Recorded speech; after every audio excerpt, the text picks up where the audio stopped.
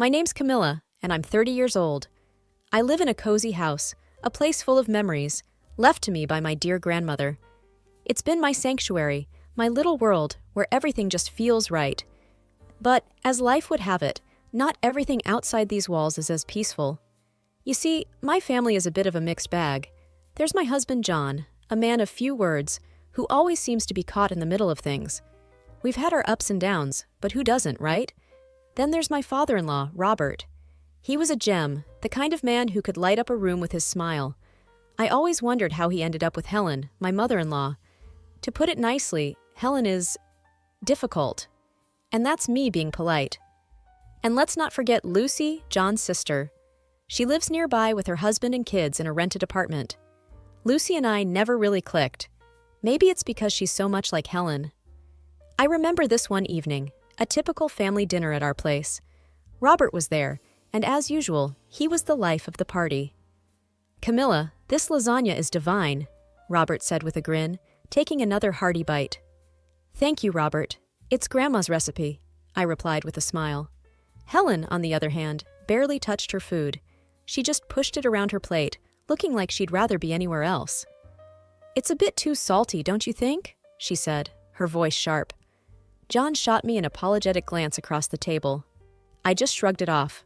"That's Helen for you, always a critic." Lucy chimed in. "Mom, it's fine. Not everyone has your taste buds." The conversation moved on, but the tension lingered, as it always did when Helen was around. After dinner, Robert pulled me aside. "Camilla, I just want to say I really appreciate how you handle Helen. You have the patience of a saint." I laughed.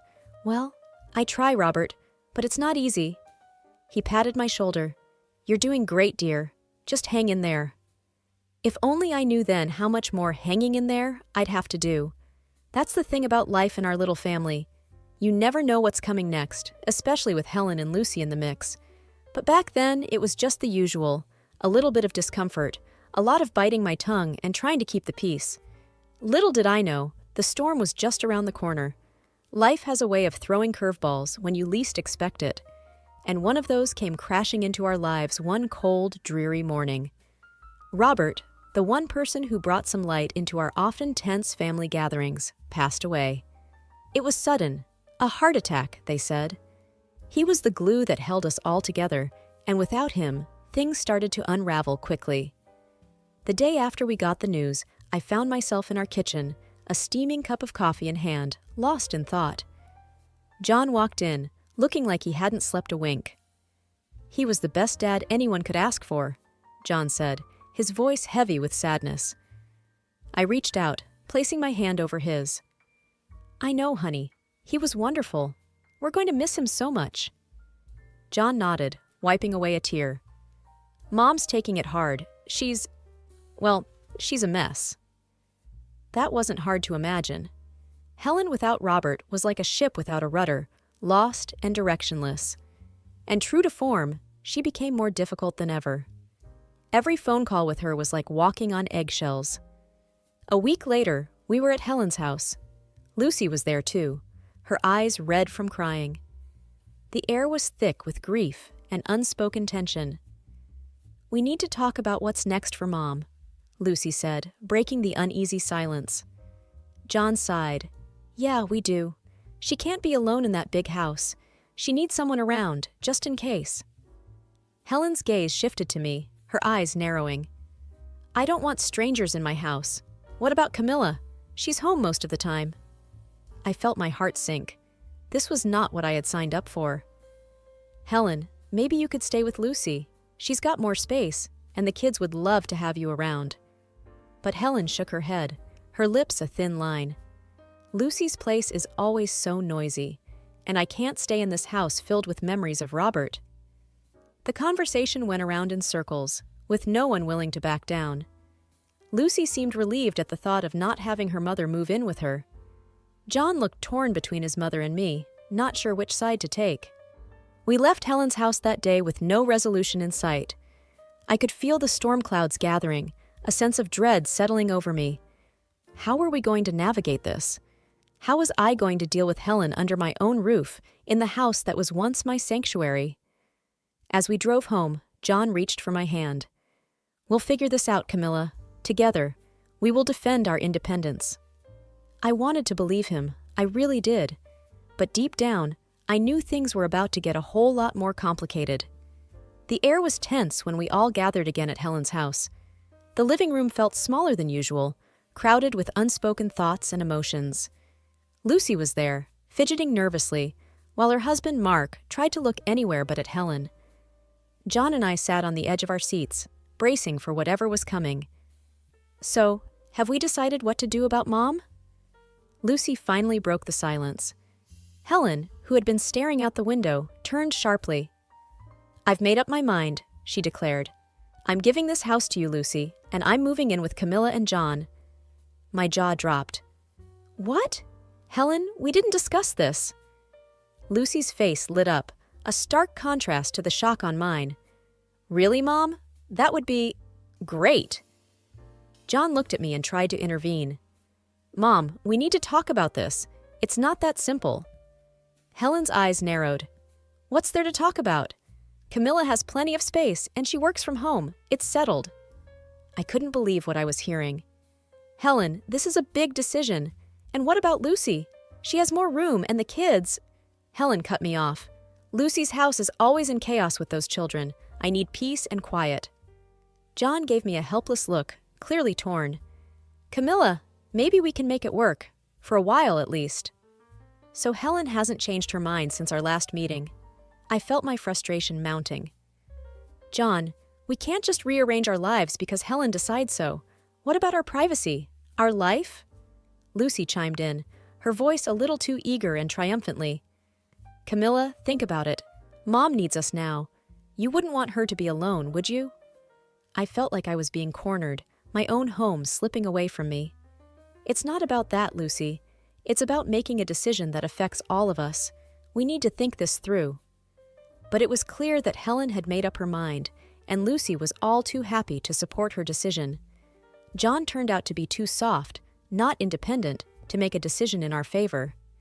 As we left Helen's house that day, the weight of the situation settled heavily on my shoulders. I was about to lose the one place where I had always felt safe and at peace, my sanctuary, and there was nothing I could do about it. The days following that dreaded meeting were some of the longest in my life. I tried to argue with John, to make him see reason, but it was like talking to a brick wall. "Camilla, she's my mother. What do you want me to do? Turn her away?" It wasn't that I wanted to turn Helen away. I just wanted a say in what happened in my own home. But it seemed like my say didn't count for much. Before I knew it, the day came when Helen moved in. She arrived with more luggage than I thought possible for one person. My once serene living room was now cluttered with her things. "I hope you don't mind, Camilla. I need all my things around me," Helen said, directing the movers here and there. I forced a smile, hiding my frustration. "Of course, Helen. Make yourself at home." As the days turned into weeks, my patience wore thin. Helen had a way of making her presence felt in every corner of the house. She criticized my cooking, my cleaning, even the way I arranged the living room furniture. One evening, as I was trying to make dinner, Helen came into the kitchen. "You're cutting the carrots all wrong. Here, let me show you how it's done." I bit my tongue, handing her the knife. "Sure, Helen, show me." John walked in just then, and I could see he was trying to gauge the situation. "Everything okay here?" "Just teaching Camilla a thing or two about cooking," Helen said, a hint of smugness in her voice. I kept quiet, focusing on the onions I was chopping. John lingered for a moment, an awkward spectator, before mumbling something about checking the mail and leaving the kitchen. It wasn't just the constant criticism that got to me. It was the way Helen managed to turn John against me.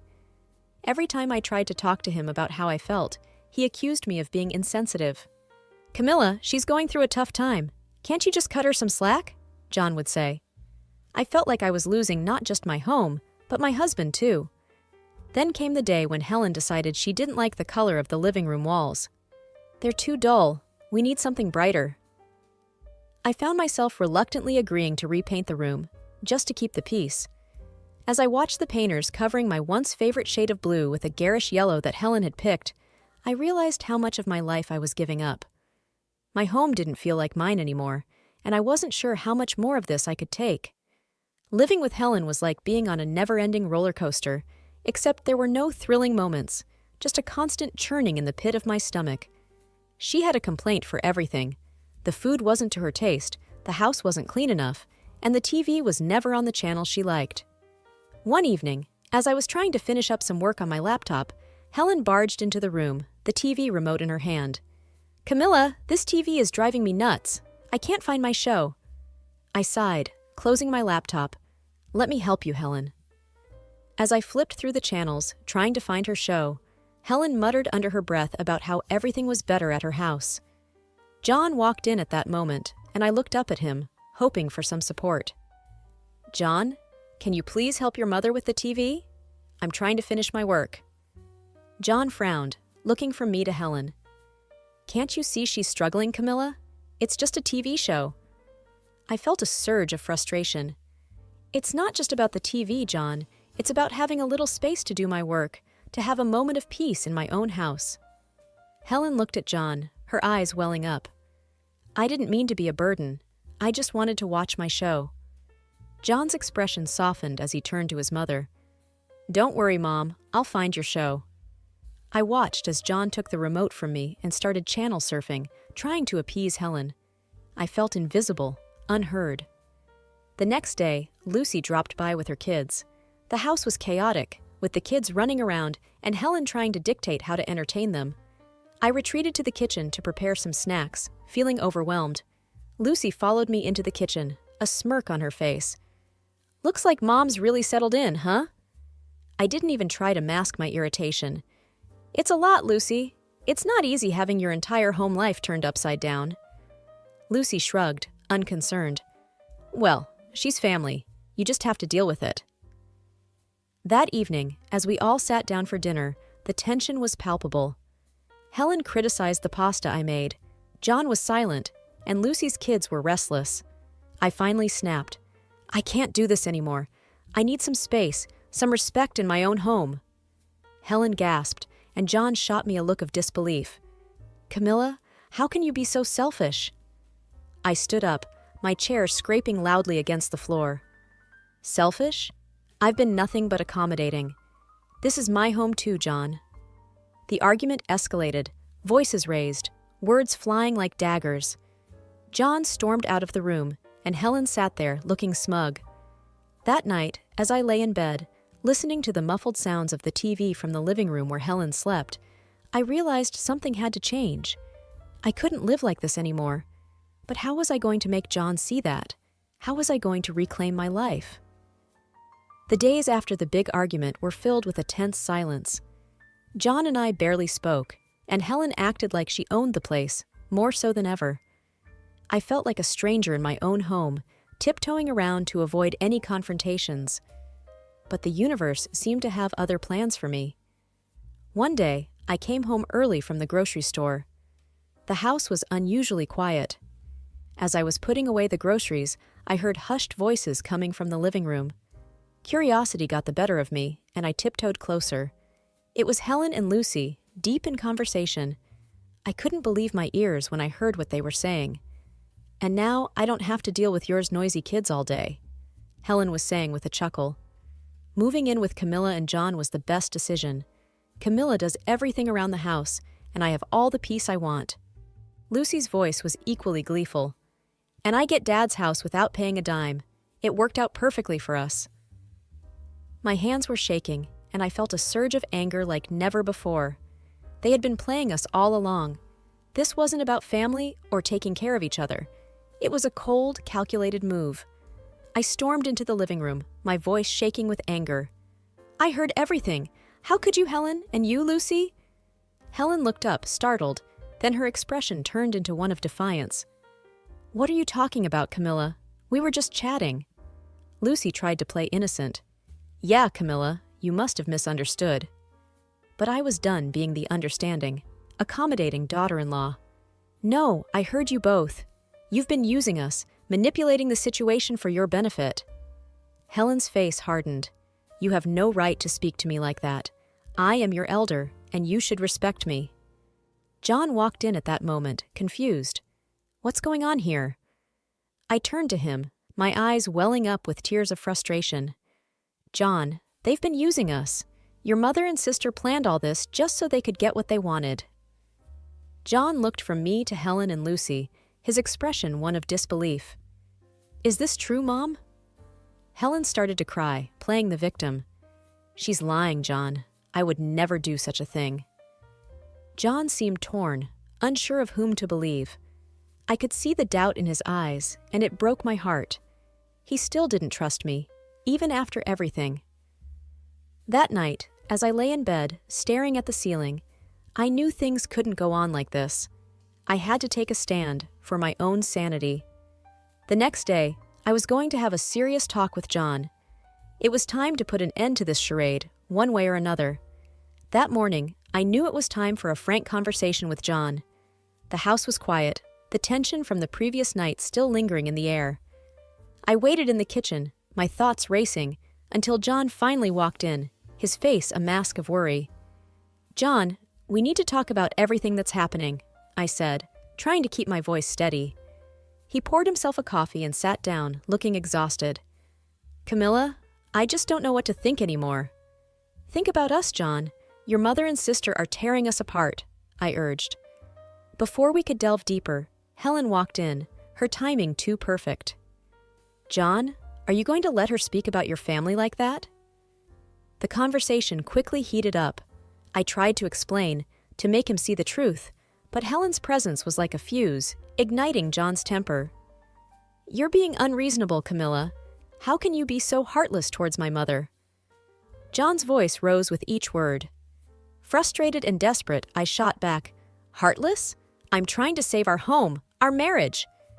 In the heat of the moment, Helen clutched her chest dramatically, gasping. My heart? How can you do this to me? John spun around, his anger flaring. Look what you're doing to her, Camilla. And then, in a flash of fury, John's hand struck my face. The shock of it silenced the room. Helen stood there, a triumphant grin barely hidden. I touched my lip, feeling the sting of the slap and the flowing blood, and the reality of what just happened hit me. My husband had chosen his manipulative mother over me, our marriage. Without a word, I picked up the phone and called the police. As I waited for them, I began to pack Helen's and John's belongings, methodically, my movements fueled by a mix of hurt and determination. John tried to apologize, his anger now replaced with anxiety. Camilla, I'm so sorry, I didn't mean to. But it was too late. I'm filing for divorce, John. I can't be in a marriage where I'm not respected, where I'm not safe. The police arrived, and I explained everything. John and Helen were quiet, the reality of their situation finally dawning on them. After the police left, I dragged the suitcases to the front door. Helen's face was a picture of shock as I placed them outside. This is your stuff. You need to leave now, I said, my voice void of any emotion. John picked up the suitcases, his eyes avoiding mine. Helen wanted to scold me again, but then followed him, her triumphant act gone, replaced by a dawning realization of what she had lost. As the door closed behind them, the silence of the house enveloped me. It was a painful moment, but also one of clarity. I had stood up for myself, chosen my dignity over a broken marriage. Now it was time to rebuild my life on my own terms, in my own home. After the divorce was finalized, I found myself in a quiet, almost surreal calm. My house, once a battleground of tension and conflict, was now solely mine again. I spent the first few days just walking through the rooms, taking in the emptiness, the peace that had returned. It felt like waking up from a long, troubled dream. I started by returning the house to its former appearance, undoing the changes Helen had imposed.